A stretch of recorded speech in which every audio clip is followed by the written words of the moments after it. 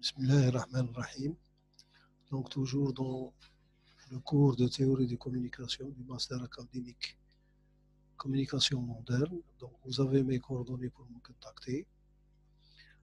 Donc on va passer aux énoncés du calcul de probabilité d'erreur des signaux MR. Donc on va voir la MDPQ et la QPSK, la MDF, la MAI et la MDAM. Donc on va voir la notion donc, de signaux aléatoires. Donc premier exercice. Donc on vous donne deux variables x1 et x2 qui sont conjointement gaussiennes avec donc l'espérance de x1 c'est moins 3 et l'espérance de x2 c'est égal à 5. Donc on va poser que y c'est 2x1 plus x2.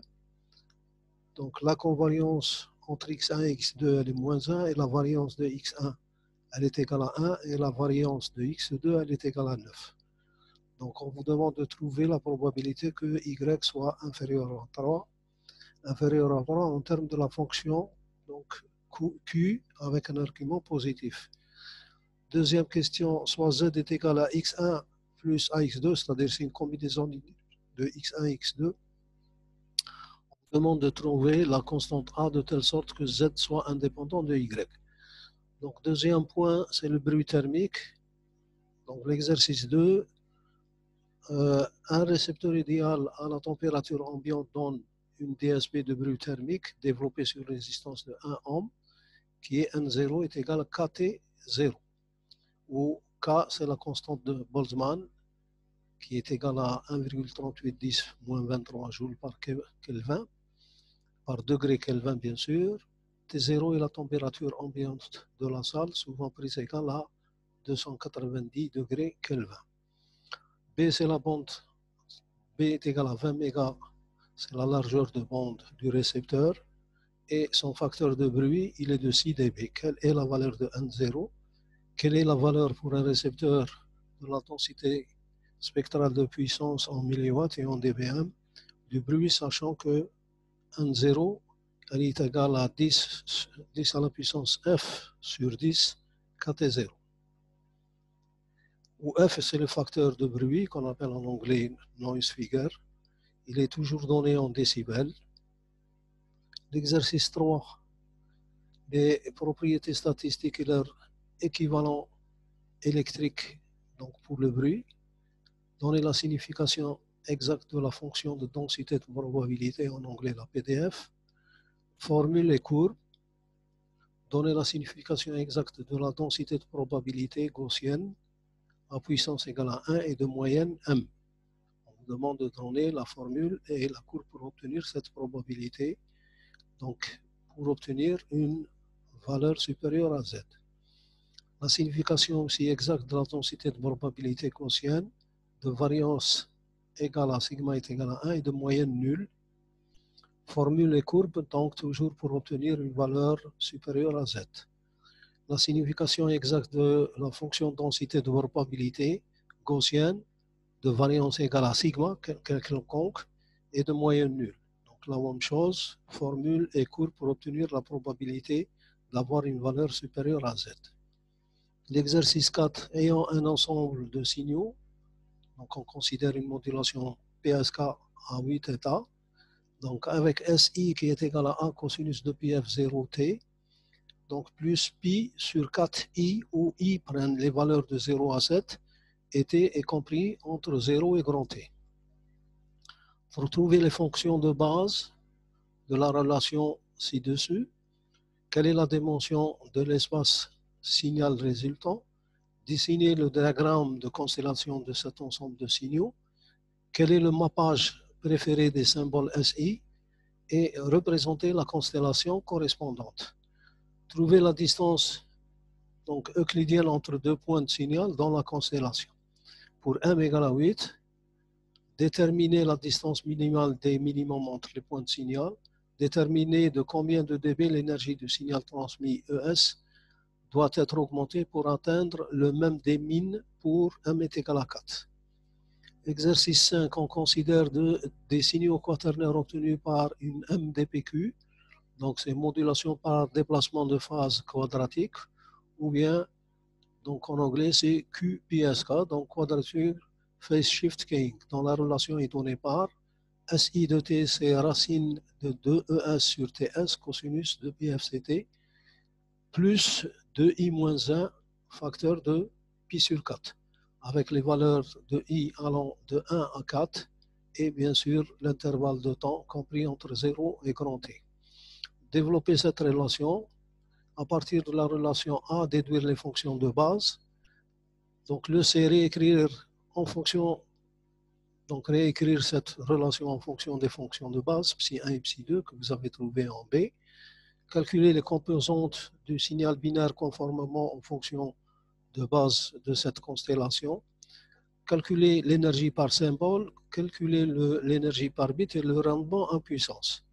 Exprimer la probabilité d'erreur en fonction de EB sur N0, puis calculer la valeur du rapport EB sur N0 à partir de la table des valeurs de la fonction Q pour une valeur de Q est égale à 1,7864 10-2. Puis cette probabilité d'erreur. Donc la table elle est donnée ici. 6. Un signal S2T binaire antipodal de type NRZ, donc non-retour à 0. Antipodal, ça veut dire qu'il a deux polarités. Donc subit une modulation dont la constellation est représentée donc ci-dessous normalement à l'aide des fonctions de base orthogonale psi1 et psi2, où l'état 1 correspond à S0, c'est l'état 1, et l'état S0, donc l'état S1 correspond au symbole 1, et l'état S0 correspond au symbole 0. Cette constellation représente quel type de modulation? Donner la sortie M de T du modulateur, réécrire M de T en fonction de M à K de T, sachant qu'aux instants T est égal à un T de transition, delta F et AK prennent respectivement les deux valeurs suivantes. Si K est égal à 0, alors AK est égal à 1 et delta F est égal à 2 sur T. Si K est égal à 1, alors AK est égal à moins 1 et delta F est égal à 1 sur T. Réécriture donc de MT, donc il faut réécrire MT en fonction de MT égale à M0 et M1 de T pour chacun des deux cas de K. Que représente M0 de NT et M1 de NT et représenter les fonctions de base dans l'intervalle de temps 0T. Donner les composantes du signal binaire en fonction donc des fonctions de base de cette constellation. Représenter dans l'intervalle de temps 0T S0 et S1 et écrire les composantes du signal binaire en fonction des fonctions de base de cette constellation. Donc, le cas de modulation par déplacement de fréquence.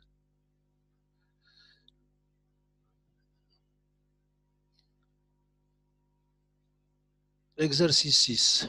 Donc, modulation par déplacement de fréquence. Calculer l'énergie par bit EB, la distance D entre S0 et S1, ainsi que le rendement en puissance. Donc, préciser sur la constellation l'énergie de l'état de S0 et de S1. Exprimer la probabilité d'erreur uniquement en fonction de EB sur N0, sachant que la probabilité d'erreur sur les bits avec le critère de maximum de vraisemblance est donnée par donc PEML. ML c'est maximum likelihood, ça veut dire c'est le maximum de vraisemblance, donc qui est égal à la fonction Q de D sur 2 sigma. Que représente M0 NT et M1TT et représenter les fonctions de base dans l'intervalle de temps 0T. L'exercice 7, modulation d'amplitude par impulsion. Donc attention, c'est une modulation un peu spéciale. Donc l'exercice 7, la généralisation de la modulation par impulsion binaire à la modulation d'amplitude par impulsion MF est relativement directe. Les cas symboles binaires sont utilisés pour sélectionner M qui est égal à 2 puissance K amplitude du signal, d'où en général les signaux modulés MAIMR sont exprimés par SM de T est égal à 1M P de T, M prenant les valeurs de 1 jusqu'à M. On peut écrire aussi cette relation donc, de SM, donc les signaux modulés, SM, c'est égal à, bien sûr, la coordonnée SM multipliée par le psi de t. P de t, bien sûr, est un signal impulsion passe-bas de durée t. Donc, psi de t, c'est égal à P de t sur, donc attention ici, psi de t, c'est la fonction de base qui est égale à P de t, qui est une impulsion passe-bas, divisé par racine de EP. Donc, ceci, c'est la version normalisée donc, de cette impulsion P de t. Dans le cas spécial où P de t est une impulsion rectangulaire, on peut écrire que SM, c'est A, G de t. G de t, c'est la fonction. Et SM, donc là, on change cette notation par celle-ci. Donc, c'est égal à 1M G de t, donc sur l'intervalle grand t. Et SM, comme d'habitude, donc c'est égal à SM psi de t. Donc, où l'impulsion G de t et psi de t sont montrées sur la figure ci-dessus. Donc, le G de t, c'est une impulsion rectangulaire. Entre 0 et t, prenons la valeur donc 1 entre 0 et t. Et psi de t, donc il suffit de diviser par racine de EP qui est égale à, donc bien sûr, à racine de, parce que G de t est égal à 1, donc P de t est égal à 1. Donc ce sera 1 sur t dans l'intervalle 0t. Donc P de t est égal à G de t qui est égal à 1 dans l'intervalle 0t et 0 ailleurs. Donc on continue toujours l'exercice. Donc l'équation devient donc AM racine de t. Une caractéristique importante de ces signaux MAI est qu'ils ont différentes énergies. Calculer l'énergie de chaque symbole. En supposant que les symboles à k bits sont équiprobables, calculer l'énergie moyenne des signaux MAI transmis. Donc pour minimiser l'énergie moyenne transmise et pour éviter que le signal transmis ait une composante continue, comment choisir les M amplitudes du signal? C'est ce qu'on appelle le mappage. Calculer l'énergie moyenne correspondante, c'est supposons que les symboles à k bits sont équiprobables, donc ils ont la même probabilité. Pour les signaux donnés par SAM, c'est égal à AM racine de EP, représenter les points de la constellation correspondante aux signaux dans une représentation géométrique des signaux MAI. Donc avec D est égal à A racine de EP, on définit la distance comme étant D est égal à racine de D égale à A racine de EP. Et donc on a le SM qui s'écrit sous cette forme-là, donc c'est la même courbe, avec bien sûr M, prenons les valeurs de 1 à M. On vous demande de réécrire l'expression de celle-ci. Représenter le diagramme des points de constellation en représentant les signaux MAI. Quelle est la distance entre deux points adjacents? Donc toujours dans l'exercice 7, donc, représenter les formes d'onde du signal PAM pour M est égal à 4, qui sont décrites dans l'équation de SM et déterminer l'énergie moyenne du signal transmis. Calculer l'énergie moyenne basée sur des signaux équiprobables, donc ils ont la même probabilité. Donc, un autre exercice, modulation par déplacement d'amplitude, donc la ASK. Exercice 8, la modulation par déplacement d'amplitude ASK utilise une constellation monodimensionnelle, donc vous voyez ici, avec M est égal à 2 à la puissance K symbole, où K est le nombre d'éléments binaires du code de chaque signal donc transmis qui est un entier positif. Cette figure 1 elle illustre la constellation donc de la MDAM. Donc vous voyez ici les différents points de x0 jusqu'à x-1.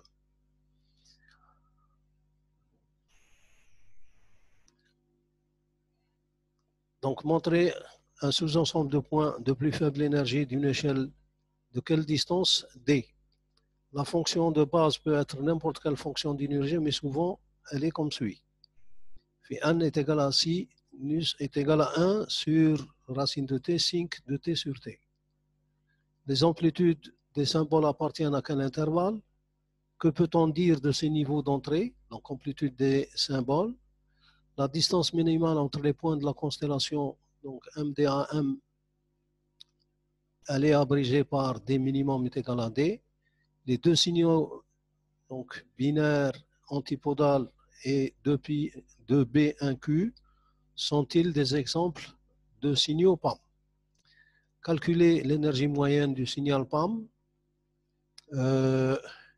en déduire la distance D minimale. Quelle est la probabilité de décision correcte des symboles? En déduire le nombre de proches voisins. Exercice 9.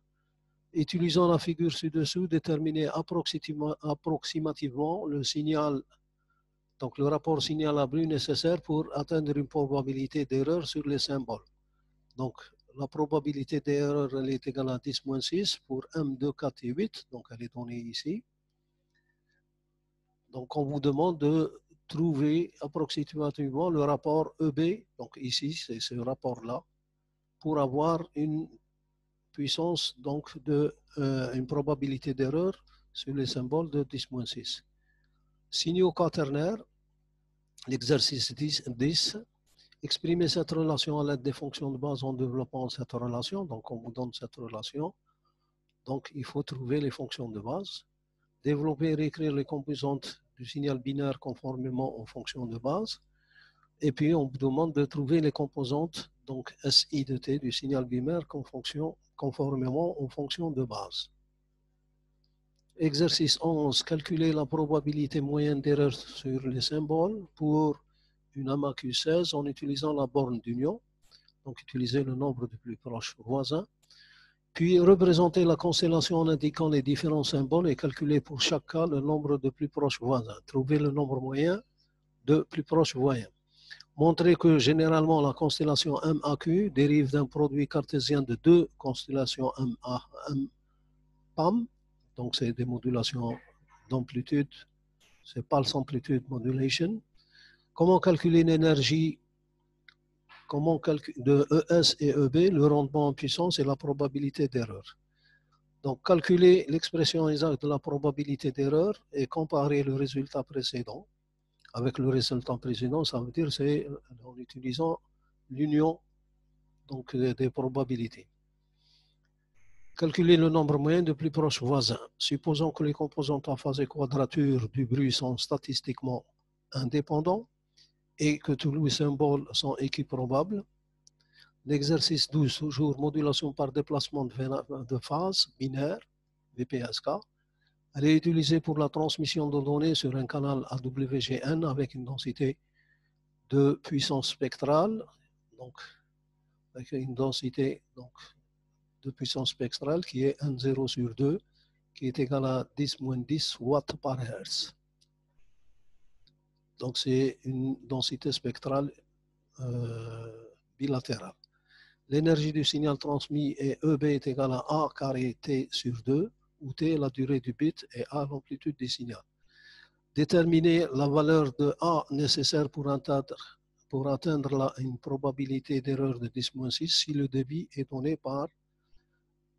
Donc dans le premier cas, on a le débit est égal à 10 kilobits par seconde, 100 kilobits par seconde et 1 mégabit par seconde. L'exercice 13, on vous donne toujours la fameuse relation de SI de T. Exprimer SI en fonction de Psi1 et Psi2 définis dans le problème 1. Utiliser l'identité trigonométrique bien connue. Représenter les signaux pour I égale à 4, donc les SI de T de I égale à 1 jusqu'à 4 comme des vecteurs dans le plan Φ1 et Φ2, donc Psi1 et Psi2, esquisser soigneusement les régions de décision ZI, donc I allant de 1 à 4 dans le plan Psi1, Psi2. Exercice 14, à l'aide par exemple d'un environnement informatique, par exemple MATLAB, comparer la probabilité d'erreur exacte d'un symbole PES avec celle de l'union des limites de PES données. Quelle est la valeur minimale de EB0, EB sur N0, à partir de laquelle l'union rejoint celle de la probabilité exacte. La probabilité donc d'erreur exacte des symboles elle est donnée par PES.